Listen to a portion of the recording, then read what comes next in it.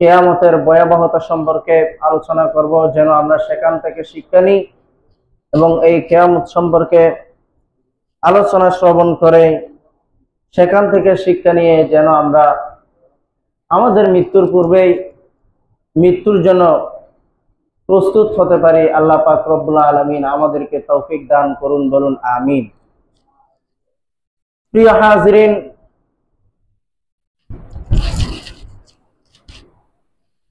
আল্লাহ পাক রব্বুল আলামিন কুরআন শরীফের বিভিন্ন আয়াত কারিমার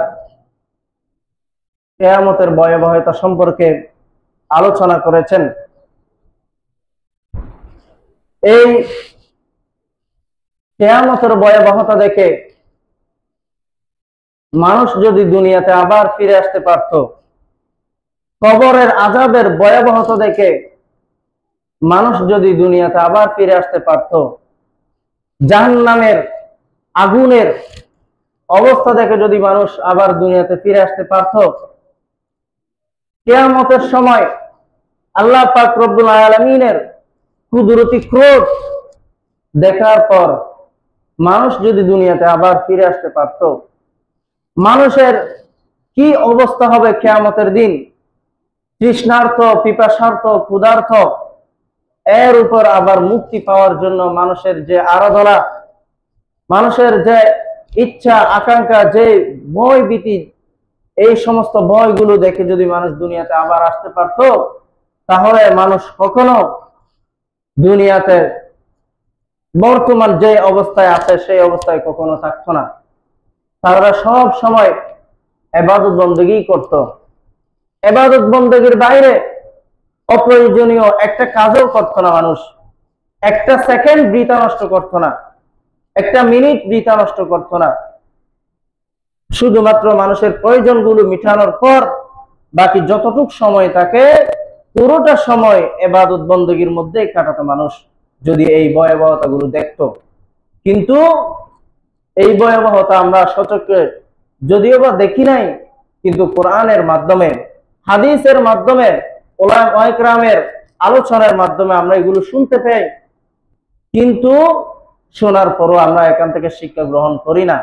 যতক্ষণ শুনি ততক্ষণ আমাদের মধ্যে খুবই আবেগে কাজ করে, কিন্তু এখান থেকে যাওয়ার পর আবার যখন আমরা স্বাভাবিক জীবনে ফিরি তখন আমরা এগুলো ভুলে যাই। কবরের ভয়াবহতা ভুলে যাই, হাসরের ভয়াবহতা ভুলে যাই, জাহান্নামের ভয়াবহতা ভুলে যাই, আল্লাহ পাক রব্বুল আলামিনের জালালিয়াতের ক্রোধের কথা আমরা ভুলে যাই, যার কারণে আমাদের আজকে এই অধঃপতন। প্রিয় হাজিরিন, কিয়ামত সংঘটিত হবে সিংহায় ফুৎকার দেওয়ার মাধ্যমে। এটাকে আরবিতে বলা হয় সূর। সূরের বাংলা শব্দের অর্থ হলো সিংহা। তিরমিজি শরীফের 2430 নম্বর হাদিস, হযরত আব্দুল্লাহ ইবনে আমর ইবনে আস রাদিয়াল্লাহু তাআলা আনহু বর্ণনা করছেন, রাসূল পাক সাল্লাল্লাহু আলাইহি ওয়াসাল্লামের কাছে একজন বেদীন ব্যক্তি আসলেন। এসে জিজ্ঞেস করলেন, ইয়া রাসূলুল্লাহ, সিংহা কি? তখন রাসূল বলেছেন, সিংহা হলো এটা এক ধরনের শিং, যেটার মাধ্যমে, যেখানে ফুৎকার দেওয়ার মাধ্যমে কিয়ামত অনুষ্ঠিত হবে। প্রিয় হাজিরিন, দুনিয়াতেও শিং রয়েছে এবং শিং দিয়ে ফুৎকার দেওয়া হয়, কিন্তু দুনিয়াতে যে শিং রয়েছে ওইটা দিয়ে যদি আওয়াজ করে 1 কিলোমিটার পর্যন্ত যাবে? আমার মনে হয় 1 কিলোমিটার পর্যন্ত যাবে না। কিন্তু কিয়ামত দিবসে সাইয়েদনা ইসরাফিল আলাইহিস সালাতু ওয়াস সালাম যে সিংহার মাধ্যমে ফুৎকার দিবেন, এটির আওয়াজ সারা পৃথিবী পর্যন্ত ছড়িয়ে পড়বে, বলে সুবহানাল্লাহ। কোন স্থানে আওয়াজ কম আর বেশ হবে না। যে সময় ফুৎকার দেওয়া শুরু হবে, বাংলাদেশে যে আওয়াজ হবে, সৌদি আরব একই আওয়াজ হবে, আমেরিকায় একই আওয়াজ হবে, ফ্রান্সে একই আওয়াজ হবে। এই আওয়াজের মধ্যে কোনো বেশ আর কম হবে না। তাহলে এটা দুনিয়াতে যে সিং রয়েছে ওই সিংয়ের মতো না।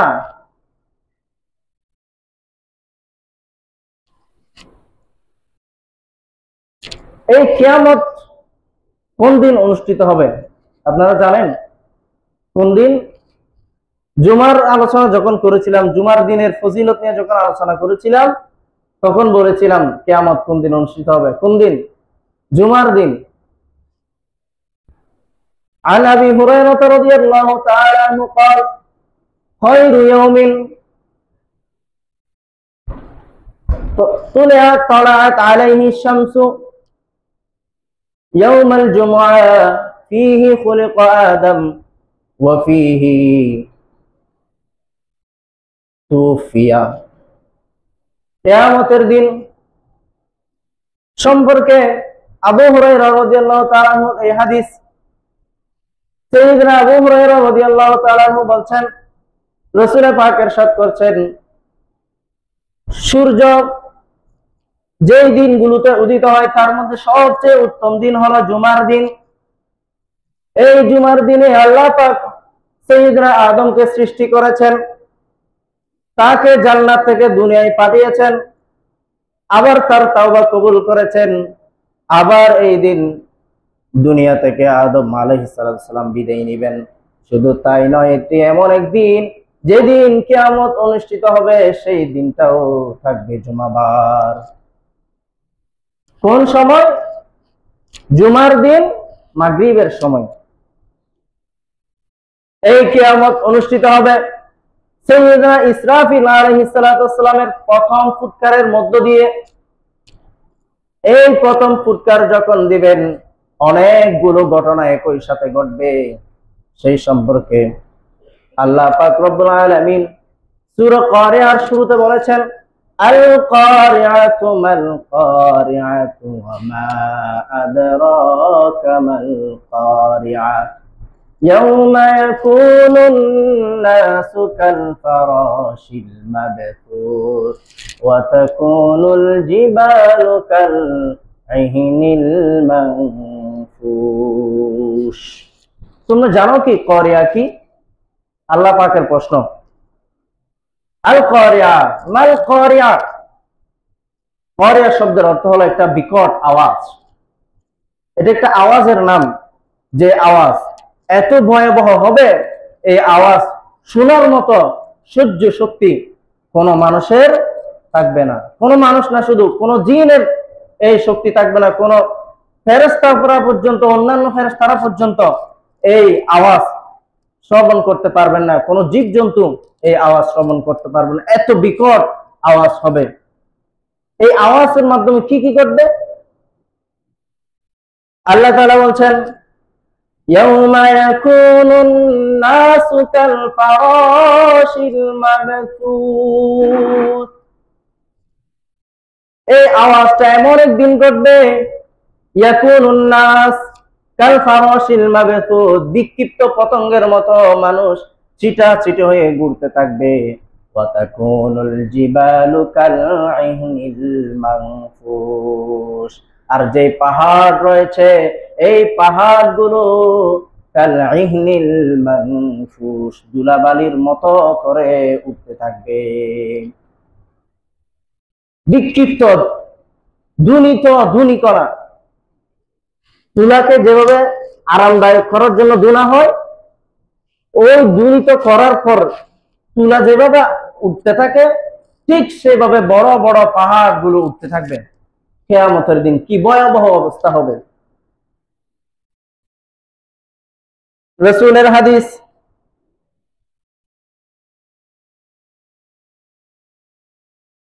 নাসাই শরীফের 1430 নম্বর হাদিস, ফুৎকার যখন দিবে তখন মানুষের অবস্থা কেমন হবে সেই সম্পর্কে, সবাই সবার কাজে ব্যস্ত থাকবে। সকল মানুষ যে যে কাজ করতেছে সেই কাজের মধ্যে ব্যস্ত থাকবে। যারা ব্যবসা বাণিজ্য করে তারা ব্যবসা বাণিজ্যের মধ্যে ব্যস্ত থাকবে। যারা বিভিন্ন অফিস আদালতে কর্মরত আছে তারা সেখানে ব্যস্ত থাকবে। যারা কৃষি কাজ করছে তারা কৃষি কাজের মধ্যে ব্যস্ত থাকবে। এমন সময় হঠাৎ সূক্ষ্ম একটা আওয়াজ আসবে। এই আওয়াজটা প্রথমেই আওয়াজটা প্রথমে নরম ভাবে আসবে, পরবর্তী এটা শক্ত হতে থাকবে, আওয়াজটা আরো বড় হতে থাকবে, বিকট আওয়াজ হতে থাকবে। সবাই ভাববে এই আওয়াজ কিসের, কোথা থেকে আসছে, কেউ বুঝতে পারবে না। একই আওয়াজ সব জায়গায় সমানভাবে থাকবে। মানুষ দিশাহারা হয়ে যাবে, ভীত সন্তুষ্ট হয়ে যাবে। সবাই বলবে এই কি হলো, এই আওয়াজ কোত্থেকে আসছে, কেন এমন হলো। এই আওয়াজের তীব্রতার কারণে সবার মনের মধ্যে হয়ে যাবে আমরা বোধহয় আজকে আর বেঁচে থাকবো না। এই জন্য তারা সবাই দৌড়াদৌড়ি করে তাদের পরিবার পরিজনদের কাছে যাবে। সবার পরিবারের কাছে গিয়ে ধন সম্পদ যেগুলো রয়েছে সেগুলো উত্তরসূরিদেরকে বুঝিয়ে দেওয়ার জন্য যাবে। কিন্তু সবাই যাবে, কিন্তু তারা কখনো সফল হবে না, তারা যেতে পারবে না।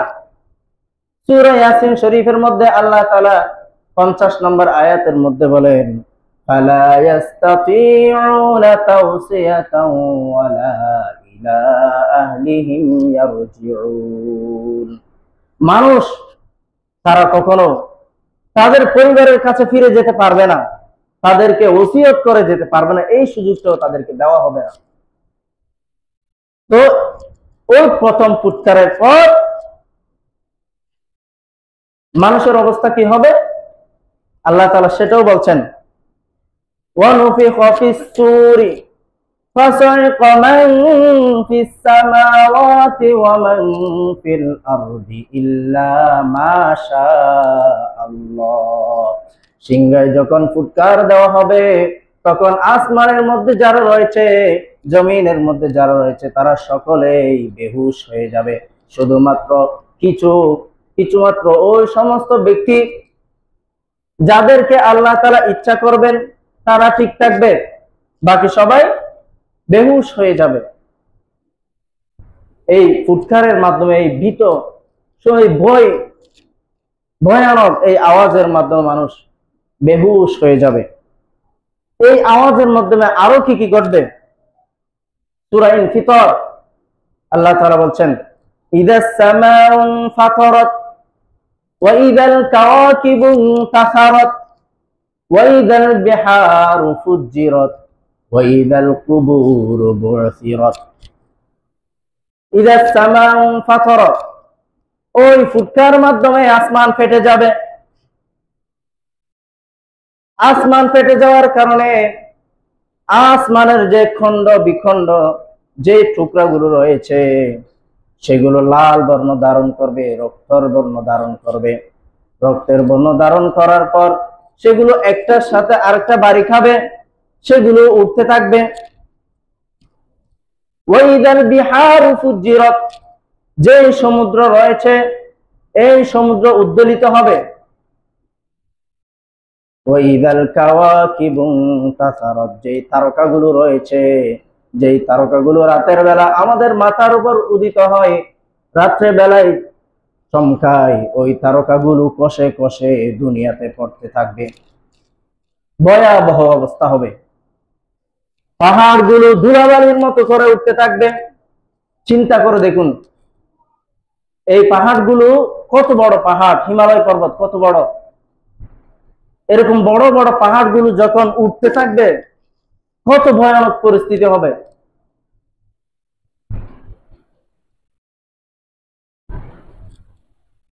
এই ভয়াবহ অবস্থায় মানুষ এটা দেখে সহ্য করতে পারবে না, বেহুশ হয়ে যাবে মানুষ।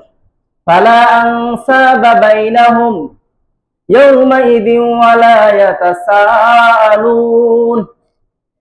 কিয়ামতের ভয়াবহতা দেখার পর মানুষ সম্পর্ক ছিন্ন করে ফেলবে। ভাই ভাইকে চিনবে না, ভাই বোনকে চিনবে না, মা বাবাকে চিনবে না, বাবা মাকে চিনবে না। যাদের জন্য নিজের জান দিতে প্রস্তুত এমন মা তার ছেলেকে চিনবে না। যে ছেলে তার মায়ের জন্য নিজের জান দিতে প্রস্তুত ওই ছেলে তার মাকে চিনবে না, বাবা তার ছেলেকেও চিনবে না। ফালা আনসাবা বাইনাহুম, কেউ কাউকে সম্পর্ক রাখবে না। ইয়াউমাইযিন ওয়ালা ইয়াতাসাআলুন, সেদিন এত ভয়াবহ অবস্থা হবে কেউ কাউকে প্রশ্নও করতে পারবে না। ইয়াউমা তারাউনাহা তাযহালু কুল্লু মুরদিআতিন আম্মা আরদাআত ওয়া তাদাউ কুল্লু যাতি হামলিন হামলাহা ওয়া তারান নাসা সুকারা ওয়া মা হুম বিসুকারা ওয়ালাকিন্না আযাবাল্লাহি শাদীদ। এগুলো সবগুলো আল্লাহর কথা। আল্লাহই বর্ণনা দিচ্ছেন এই কিয়ামত কত ভয়াবহ হবে। কেন বলুন তো? যেন আমরা এখান থেকে শিক্ষা নিতে পারি, এই কিয়ামতকে যেন আমরা ভয় করি। এই মুহূর্তে যে আয়াতটি তেলাওয়াত করলাম, এটা সূরা হজর 2 নম্বর আয়াত। প্রথম নম্বর আয়াত আল্লাহ কি বলছেন? ইয়া আইয়ুহান নাসু তাকু রাব্বাকুম ইন্না যালজালাতাস সাআতি শাইউন আযীম। ও লোক সকল, ও মানুষ, ইত্তাকু রাব্বাকুম, তোমরা তোমাদের আল্লাহকে ভয় করো। এই ভয় করার তাফসীরের মধ্যে আসছে আল্লাহর আযাবকে ভয় করতে হবে। কিয়ামতের দিবসে যে অবস্থা হবে সেটাকে ভয় করতে হবে। জাহান্নামকে ভয় করতে হবে, জাহান্নামের আযাবকে ভয় করতে হবে। সেখান থেকে ফিরে আসার উপায় নিজেদেরকে খুঁজে নিতে হবে, নিজেদেরকে পরিবর্তন করতে হবে। আল্লাহ বলছেন ইয়াউমা তারাউনাহা, এটা এখনো পর্যন্ত প্রথম ফুৎকারের বর্ণনা চলতেছে। আমি কোনো প্রথম ফুৎকার, ইয়াউমা তারাউনাহা তাযহালু কুল্লু মুরদিআতিন, এই প্রথম ফুৎকারের পর কি হবে? মা সন্তানকে দুগ্ধপান করাবেন। এমন সময় ওই সাইয়েদনা ইসরাফিলের আওয়াজের কারণে, সিংহার ফুৎকারের কারণে সন্তান ও মা বেহুশ, সন্তানও বেহুশ হয়ে যাবে। তারা বুঝতেই পারবে না কি হলো। ওয়া তাদউ কুল্লু যাতি হামলিন হামলাহা, যে সমস্ত মায়েদের পেটে সন্তান রয়েছে এখনো জন্মদানের সময় হয়নি, কোন কোন সন্তানের বয়স 5 মাস, কোন কোন সন্তানের বয়স 4 মাস, কোন কোন সন্তানের বয়স 6 মাস, এখনো সবকিছু ঠিকভাবে গজায়নি। এরকম অবস্থার মধ্যেও কিয়ামতের ভয়ানক অবস্থার কারণে মায়েরা সন্তানদেরকে প্রসব করে দিবে। মায়েও জানবে না সন্তান যে দুনিয়াতে আসলো, সন্তানও জানতে পারবে না। ওয়া তারান নাসা সুকারা, ওই মায়েদেরকে দেখে মানুষ মনে করবে নেশাগ্রস্ত। আল্লাহ বলছেন ওয়া মা হুম বিসুকারা, তারা নেশাগ্রস্ত নয়, কিন্তু তাদের অবস্থা এমন হবে যে নেশা করেছে। দেখতে এমন মনে হবে, মানুষ তাদেরকে নেশাগ্রস্ত মনে করবে। কিয়ামতের ভয়াবহ অবস্থার কারণে তাদের এমন অবস্থা হবে তারা যেন নেশা করেছে। আল্লাহ বলছেন ওয়া মা হুম বিসুকারা, আল্লাহ বলছেন তারা কখনো নেশা করে নাই, তারা নেশাগ্রস্ত নয়। তাহলে এটা কেন? ওয়ালাকিন্না আযাবাল্লাহি শাদীদ, ভয়াবহ অবস্থার কারণে। কারণ আল্লাহর আযাব, আল্লাহর শাস্তি বেশি। তাহলে সেই সময়ও মুমিন বান্দা যারা রয়েছে তাদের অবস্থা কেমন হবে?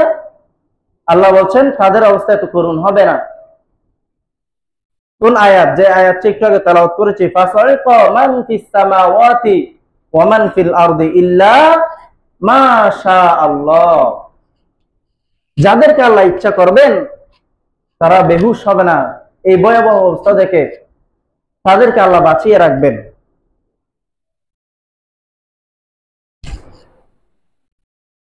তাহলে এই কিয়ামতের এত ভয়াবহ অবস্থা হবে, এই অবস্থা থেকে যেন আমরা শিক্ষা নিতে পারি। কোরআনুল কারীমের বিভিন্ন সূরার বিভিন্ন আয়াতের সঙ্গে আল্লাহ স্পষ্টভাবে বর্ণনা করে দিয়েছেন কত ভয়াবহ অবস্থা হবে। সূরা জিলজাল, ইযা যুলজিলাতিল আরদু জিলজালাহা ওয়া আখরাজাতিল আরদু আথকালাহা ওয়া ক্বালাল ইনসানু মা লাহা, জমিন প্রকম্পিত হবে, জমিনের মধ্যে একটা ঝাঁকুনি দিবে। ও ঝাঁকুনি দেওয়ার কারণে ওয়া আখরাজাতিল আরদু আথকালাহা, এই জমিনের মধ্যে স্বর্ণ রৌপ্য মানুষ যা কিছু আছে সব কিছু বের করে দিবে। স্বর্ণরৌপ্য, দুনিয়াতে কিছু প্রাকৃতিক সম্পদ থাকে না, ঝাঁকুনির কারণে ওই প্রাকৃতিক সম্পদগুলো বের করে দিবে। এবং যে সমস্ত মানুষকে দাফন করা হয়েছে তারাও তাদেরকে জমিনে বের করে দিবে। এবং এমন কিছু সম্পদ ওখান থেকে বের হবে, মানুষ কিছু কিছু সম্পদ, কিছু কিছু স্বর্ণ দেখে চিনতে পারবে। তারা বলবে এই স্বর্ণগুলো তো ওইটাই যেটা আমি একজনের ঘর থেকে ডাকাতি করেছিলাম। আর কিছু সম্পদ মানুষ দেখতে পাবে, চিনতে পারবে, বলে যে ওই সম্পদ তো ওইটাই যার কারণে আমি একজনকে হত্যা করেছিলাম। আর কিছু সম্পদ মানুষ দেখতে পারে ওইটা তো ওইটাই যেটা আমি তার কাছ থেকে ছিনতাই করেছিলাম। হায় রে আফসোস, এই সময় এখন এই সম্পদগুলো আমার সামনে রয়েছে, এগুলো আমার কোনো কাজে আসতেছে না, কিন্তু এই সম্পদের কারণে আমি একজনকে হত্যা করেছিলাম, এই সম্পদের কারণে আমি একজনকে আহত করেছিলাম, এই সম্পদের কারণে আমি অনেক মানুষকে কষ্ট দিয়েছিলাম, কিন্তু আজকে এই সম্পদ আমার কাজে আসছে না, কিন্তু আমার শাস্তি আমাকে আজকে রেহাই দিবে না। যে সম্পদের কারণে মানুষ এত খারাপ কাজ করে, বিপদের সময় ওই সম্পদ কোনো কাজে আসবে না। إذا السماء انشقت وأذنت لربها وحقت وإذا الأرض مدت। এভাবে কোরআনুল কারীমের অনেকগুলো আয়াত আছে কিয়ামত দিবসের বর্ণনা। ইযা শামসু কুওয়িরাত ওয়া ইযান নুজুমু ইনকাদারাত ওয়া ইযাল জিবালু সুয়িরাত ওয়া ইযাল ইশারু উতিলাত ওয়া ইযাল wuhushu hushirat ওয়া ইযাল কুবুরু বু'থিরাত।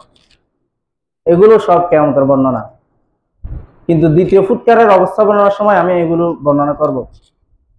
প্রথম ফুৎকারের কাহিনী আরো আছে। ফাইদা বারিকাল বাসর ওয়া খাসাফাল কমার ওয়া জুমিআশ শামসু ওয়াল কমার। যখন প্রথম ফুৎকার দেওয়া হবে, মানুষের দৃষ্টিশক্তি চমকিয়ে উঠবে। ওয়া খাসাফাল কমার, চাঁদের কাছে যে আলো রয়েছে সে আলো চলে যাবে, আলোবিহীন হয়ে যাবে, চাঁদ কোন আলোই থাকবে না। ওয়াজুমিআশ শামসু ওয়াল কমার, সূর্য এবং চন্দ্রকে একসাথে করে ফেলা হবে। সূর্য আর চন্দ্র স্বাভাবিকভাবে কখনো এক হতে পারে না। কেন? চন্দ্রের চেয়ে সূর্য 1000 গুণ বড় এবং 1000 গুণ দূরত্বে রয়েছে, এক হওয়া কখনো সম্ভব নয়। আমরা যেটাকে বলি সূর্য গ্রহণ, চন্দ্র গ্রহণ যেটা বলি, দেখতে কি বুঝি আমরা? সূর্য চন্দ্রকে খেয়ে ফেলতেছে, মোটেই এমন কিছু না, কখনো সম্ভব না সেটা। সূর্য আর চন্দ্র একসাথে হওয়া সম্ভব না। ওইটা একসাথে হবে কখন? কিয়ামত যখন সংঘটিত হবে। ইয়াকুলুল ইনসানু ইয়াওমাইযিন আইনাল মাফার। কিয়ামতের ভয়াবহতা মানুষ যখন দেখবে, মানুষের চোখের সামনে পাহাড়গুলো উঠতেছে, পাহাড় যদি তার স্থান থেকে উঠে চলে যায়, আমাদের দুনিয়ায় যে স্থির রয়েছে এটা আর স্থির থাকবে না, স্থির থাকবে না। যখন দেখবে আসমান থেকে তারা পড়ে যাচ্ছে, যখন দেখবে আসমান খুলে দেওয়া হয়েছে, আসমান ফেটে যাচ্ছে, যখন মানুষ দেখবে তার সামনে অনেক মানুষ বেহুশ হয়ে পড়ে যাচ্ছে, তখন মানুষ বলবে ইয়াকুলুল ইনসানু ইয়াওমাইযিন আইনাল মাফার। আজকে পালানোর স্থান কোথায়, পালানোর স্থান কোথায়? সবাই পালানোর জন্য স্থান খুঁজবে। কিছু মানুষ পালিয়ে কিছু গর্ত দেখবে সামনে, ওই গর্তে আশ্রয় নেওয়ার চেষ্টা করবে। যারা গর্তে আশ্রয় নিয়েছে তাদের অবস্থা আরো ভয়াবহ হবে। তাদের পরে যারা গর্তে আশ্রয় নিতে চাচ্ছিল তারা সেখান থেকে দূরে চলে আসবে, ওই গর্তে আর যাবে না। দেখা যাচ্ছে ওই গর্তে যারা আশ্রয় নিচ্ছে তাদের অবস্থা আরো ভয়াবহ হচ্ছে। ইয়াকুলুল ইনসানু ইয়াউমাইযিন আইনাল মাফার, পালানোর কোনো জায়গা নাই, মানুষ পালানোর স্থান খুঁজবে। কাল্লা লা ওয়াজার ইলা রাব্বিকা ইয়াউমাইযিনিল মুস্তাকার। আল্লাহ বলছেন লা ওয়াজার, আশ্রয় নেওয়ার জন্য আর কোনো স্থান বাকি নাই। কোথায় আশ্রয় নিবে? বন্যা হচ্ছে, মানুষ আশ্রয় নেওয়ার জন্য বিল্ডিং যেগুলো আছে সেখানে আশ্রয় নিচ্ছে। যদি পুরো দেশটাই ডুবে যায়, আশ্রয় নেওয়ার জন্য উঁচু আরো যে দেশগুলো রয়েছে সেখানে গিয়ে আশ্রয় নেওয়া যাবে। কারণ দুনিয়ার যে আযাবগুলো সারা দুনিয়াতে সেটা হয় না, হয় না। যেমন বাংলাদেশে বন্যা হয়েছে ফেনী, কুমিল্লা, নোয়াখালী, ভোলা এই স্থানগুলোতে, চট্টগ্রামে হয় নাই। আমরা এখানে নিরাপদ রয়েছি, তাহলে ওখানকার মানুষগুলো এদিকে আশ্রয় নিতে পারছে, অথবা ওখানে যে উঁচু উঁচু দালানগুলো রয়েছে সেখানে আশ্রয় নিতে পারছে। কিয়ামতের দিন দুনিয়ার প্রতিটি জায়গায়, কি দুনিয়াতে, আসমানেও তো কিয়ামতের লীলা খেলা শুরু। ওখানে তো বিপদ, আসমান ফেটে গেছে। ওফুতিহাতিস সামা ফাকানাত আবওয়াবা, আসমান খুলে দেওয়া হবে, আসমান ফেটে যাবে, রক্তিম বর্ণ হয়ে যাবে। মানুষ দেখবে নিচে আশ্রয় নেওয়ার জন্য কোনো জায়গা নাই, উপরে আশ্রয় নেওয়ার জন্য কোনো জায়গা নাই, পাশে আশ্রয় নেওয়ার জন্য কোনো জায়গা নাই, পূর্ব, পশ্চিম, উত্তর, দক্ষিণ সব জায়গায় মানুষ দেখবে, পালানোর কোনো স্থান পাওয়া যাবে না। আল্লাহ বলছেন লা ওয়াজার ইলা রাব্বিকা ইয়াউমাইযিনিল মুস্তাকার, আজকের দিনে তোমাদেরকে আমার কাছে আসতে হবে। ইলা রাব্বিকা ইয়াউমাইযিনিল মুস্তাকার ইউনাব্বাউল ইনসানু ইয়াউমাইযিন বিমা কদ্দামা ওয়া আখর। মানুষকে সংবাদ দেওয়া হবে, তোমরা যে যে কাজগুলো করেছো, মন্দ কাজ, খারাপ কাজ, ক্ষমতা দেখিয়েছো, সবগুলো মানুষকে জানিয়ে দেওয়া হবে। তুমি দুনিয়ার অবস্থায় এটা এটা করেছো, বিচার হবে আজকে। অনেক অপরাধ রয়েছে যেটার বিচার দুনিয়াতে হয় নাই। অনেক মানুষ অপরাধ না করে জেল কেটেছে, আছে না? অনেক সময় এরকম হয়, যাদের কাছে ক্ষমতা রয়েছে তারা ক্ষমতা দেখিয়ে একজনের জায়গা দখল করে নেয়, দখল করার পর উল্টে তার নামে মামলা দিয়ে দেয়, আবার বিচারককে খাওয়াইও দেয়। যে ওই বেচারার জমিনও গেল, কিও গেল, তার জীবনটাও গেল। কিয়ামতের দিন কারা খাওয়াবেন? সেদিন এই বিচারগুলো হবে, ওই বিচারের কোনো মাপ নাই। আল্লাহু আহকামুল হাকিমিন, যেই বিচারগুলো দুনিয়াতে হয় নাই সেই বিচারগুলো আখিরাতে হবে। আমাদের দেশে তো মানে কোরআনের যে একটা শাসন রাসূল পাকের সময় ছিল, সাহাবায়ে কেরামের সময় ছিল, খোলাফায়ে রাশিদিনদের যুগে ছিল, সেটা তো নাই। তো আমাদের সেই মতো বিচারও হয় না।